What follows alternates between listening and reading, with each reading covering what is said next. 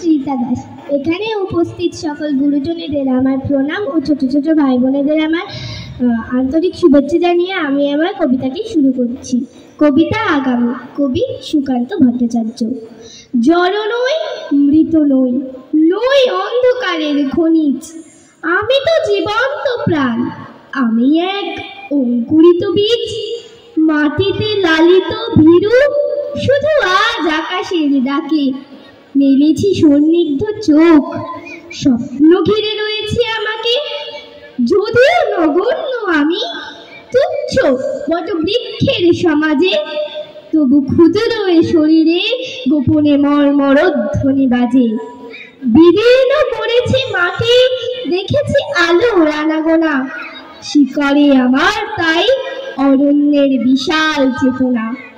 আজ শুধু অঙ্কুরিত, জানি তার ক্ষুদ্র ক্ষুদ্র পাতা, উদ্দাম হাওয়ার তালে তাল রেখে নেড়ে যাবে মাথা, তারপর দৃপ্ত শাখা মেলে দেব সবার সম্মুখে, ফোটাবো বিস্মিত ফুল প্রতিবেশী গাছেদের মুখে।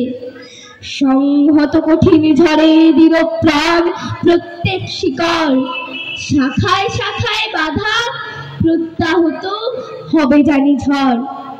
অঙ্কুরিত বন্ধু যত মাথা তুলে আমারই আহ্বানে, জানি তারা মুখরিত হবে নব অরণ্যের গানে। আগামী বসন্তে যেন মিশে যাব বৃহতের দলে, জয়ধ্বনি কি শালায় সংবর্ধনা জানাবে সকলে। ক্ষুদ্র আমি, তুচ্ছ নই, জানি আমি ভাবি বনস্পতি, বৃষ্টির মাটির রসে পাই আমি তারিত সম্মতি। সেদিন ছায়ায় এসো, হানো যদি কঠিন কুঠারে, তবুও তোমায় আমি হাতে ছানি দেব বারে বারে। ফল দেব, ফুল দেব, দেব আমি পাখির পূজন, একই মাটিতে পুষ্ট তোমাদের আপনার জন। নমস্কার।